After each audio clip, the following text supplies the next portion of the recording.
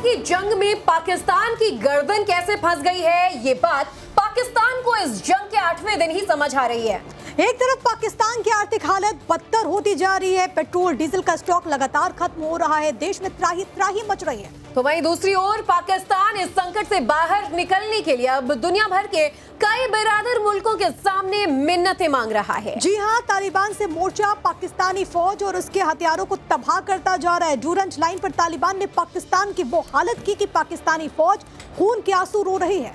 मुनीर की पलटन को अफगान लड़ाकों के सामने भागने तक का मौका नहीं मिला और पाकिस्तान की हालत ऐसी हो गई कि एक तरफ कुआं तो दूसरी तरफ खाई। ऐसे में दो धारी तलवार पर खड़े पाकिस्तान पर एक दबाव अब सऊदी अरब से भी सामने आ गया। सऊदी ने पाकिस्तान को इनडायरेक्टली ईरान के मोर्चे पर जंग में शामिल होने को कह दिया। अब ऐसे में साफ हो गया है कि अगर पाकिस्तान इस जंग का हिस्सा बना तो अफगान के साथ ईरान भी मरेगा। लेकिन पाकिस्तान अगर किसी बहाने से ईरान पर हमले से बचता है तो जाहिर सी बात है कि सऊदी अरब के साथ उसका रिश्ता खत्म हो जाएगा। इसके बाद सऊदी से मिल रहा आर्थिक मदद, निवेश और सऊदी का कर्ज चुकाने का दबाव पाकिस्तान पर बढ़ता जा रहा है। जाहिर है पाकिस्तान के सामने सवाल यह है कि आखिर करे तो वो करे क्या। तो पाकिस्तान अफगानिस्तान बॉर्डर से जुड़ी बड़ी खबर आपको सबसे पहले बता दें, अफगानिस्तानी लड़ाकों का पाक पोस्ट पर हमला।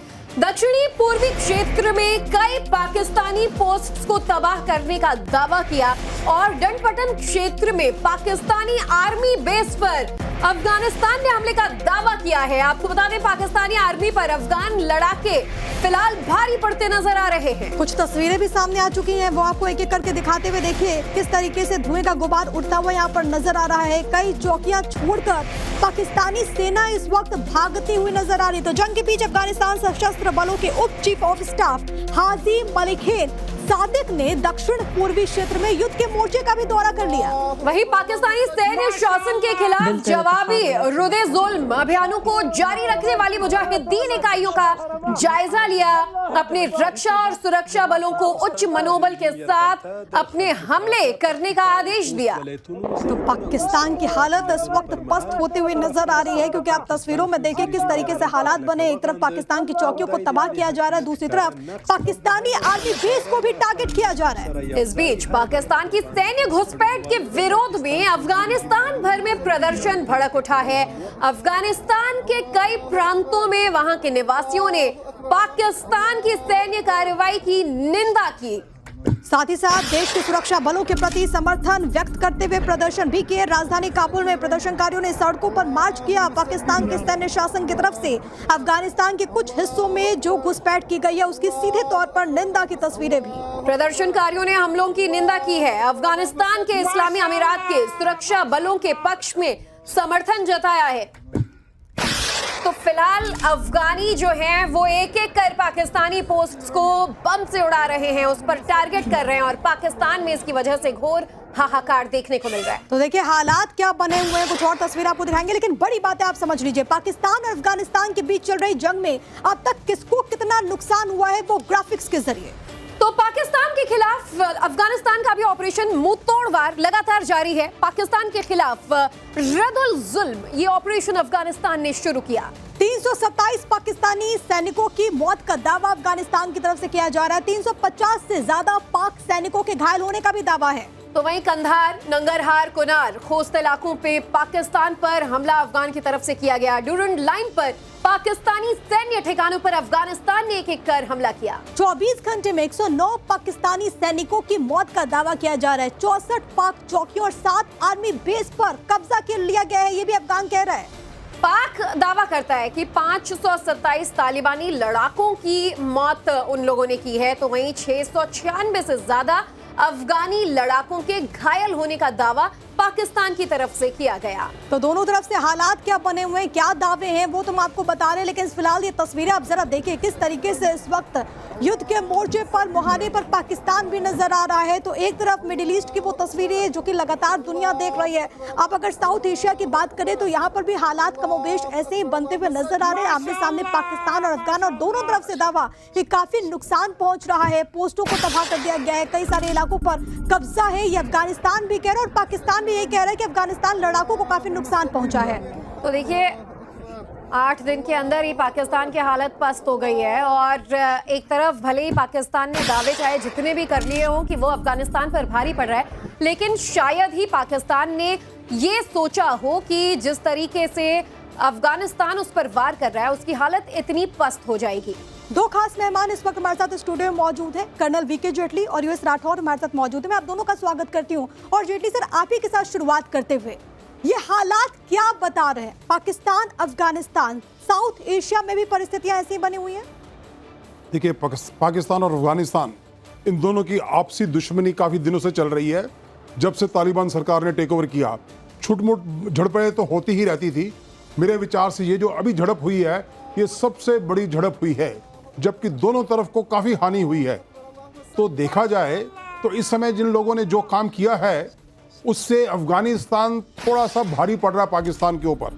पाकिस्तान को अपने खाने के लिए पैसे नहीं है उनके पास, आर्मामेंट्स खरीदने के लिए पैसे नहीं हैं, फिर भी वो कोई ना कोई अफगानिस्तान के साथ कभी लड़ाई कर लेता है, कभी हिंदुस्तान के साथ कुछ पंगा ले लेता है। तो ये मुझे लगता है उनकी नेचर है, कभी ना कभी लड़ते रहना, उसी में उनको मज़ा आता है। दुनिया में शांति नहीं चाहते, हार्मनी नहीं चाहते, पीस नहीं चाहते, ये उनकी प्रवृत्ति है, उनकी नेचर है। और देखिए, जिस तरीके से लगातार सीमा पार और सीमा पर भी ये लड़ाई जारी है, उससे तो यही लग रहा है कि फिलहाल पाकिस्तान अफगानिस्तान के इस वार में अफगानिस्तान कैसे पाकिस्तान पर भारी पड़ता नजर आ रहा है, ये भी हम देख रहे हैं। जेटली सर, एक चीज और आपसे हम ये भी समझना चाहेंगे कि पाकिस्तान ने जब हमले किए तो दावा ये किया था कि महज कुछ दिन में वो अफगानिस्तान को खत्म कर देंगे, लेकिन अब अफगानी सैनिकों ने भी जो अपनी सक्षमता दिखाई है और जो सैन्य ताकत दिखाया है, उसकी उम्मीद तो शायद ही की होगी। देखिए, उन्होंने भी ये सोचा था कि अफगानिस्तान के पास ऑर्गेनाइज्ड आर्मी, एयरफोर्स नहीं है, यही सोचा था। तो वो जो मैं पहले भी कहता रहा हूं कि दुश्मन को कभी कमजोर नहीं समझना चाहिए। जब आपकी अफगानिस्तान के साथ दुश्मनी है, वो तालिबान के लड़ाके भी जो है वो जुझारू हैं, जबरदस्त। तो उनका जो जुझारूपन है, उसके सामने शायद पाकिस्तान के जो सैनिक हैं वो उनके सामने टिक नहीं पा रहे। और सर, ये तो उन्होंने तस्वीरें कम बता आंका भी उनको रही हैं कि मुंह तोड़ जवाब दिया जा रहा है तालिबान की तरफ से भी। लेकिन राठौर सर, आपको भी चर्चा में शामिल करते हुए ये कहा जा रहा है कि बाकायदा सऊदी की तरफ से कहा गया है कि ईरान में और जो हालात मिडिल ईस्ट में बने हुए, उसे पाकिस्तान भी कूद जाए। पाकिस्तान के पास सवाल है कि वो करे तो करे क्या? अगर वो ईरान को चुनेगा तो इधर का नहीं रहेगा, और अगर इधर का चुन लिया तो ईरान उसे छोड़ेगा नहीं। देखिए, यहाँ पर ये समझना होगा कि पाकिस्तान ने अभी हाल में सऊदी अरब के साथ एक स्ट्रेटेजिक डिफेंस पैक्ट किया है और पाकिस्तान पूरी तरीके से कोशिश कर रहा है कि वो सऊदी अरब की मदद के लिए जाए या सऊदी अरब उससे मदद मांगे, क्योंकि वहाँ पर कोई लैंड आर्मी का तो इन्वॉल्वमेंट नहीं है। ज़्यादा से ज़्यादा पाकिस्तान वहाँ कुछ छोटा सा एयर डिफेंस डिटैचमेंट भेजना चाहता है। वो क्यों भेजना चाहता है? वो यूँ भेजना चाहता है कि कल अफगानिस्तान में जो लड़ाई चल रही है उसमें सऊदी अरब को उतारने के लिए बाध्य करेगा, कहेगा हमने आपका फेवर किया था।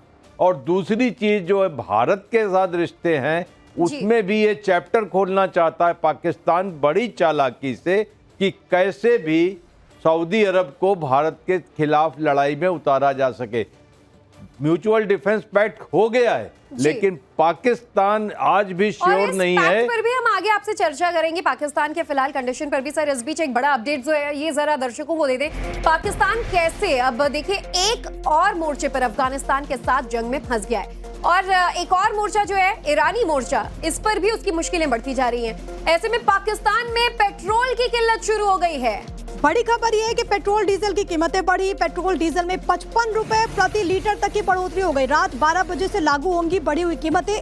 आज रात से 321 रुपए प्रति लीटर पेट्रोल मिलेगा। डीजल का रेट 335 रुपए 86 पैसे प्रति लीटर मिलेगा। तो देखिए हालात क्या बने हुए, एक तरफ आवाम त्राहिमाम कर रही है, दूसरी तरफ पेट्रोल डीजल के दाम भी ज्योति बढ़ रहे हैं। बिल्कुल, और देखिए जिस तरीके से पाकिस्तान के हाल हो गए हैं, फटीचर एक तरीके से पूरा उसकी जो इकोनॉमी है वो हो चुकी है। राठौर सर, आप वहाँ के मिलिट्री स्टेटस तो हमें समझा रहे थे, लेकिन फिलहाल उसका जो इकोनॉमिक स्टेटस है, ये भी, इस पर भी हम नजर डालना चाहेंगे। मिडिल ईस्ट के वॉर के बीच एक तरफ भारत जैसा मुल्क है जो महीनों का रिजर्व हमने रखा है, पूरी तरीके से हमारी तैयारी है, मुस्तैद है, लेकिन 55 रुपए प्रति लीटर वहां फ्यूल अभी से बढ़ गया है। आटे चावल के मोहताज पाकिस्तान के लिए आने वाले दिन कैसे होंगे?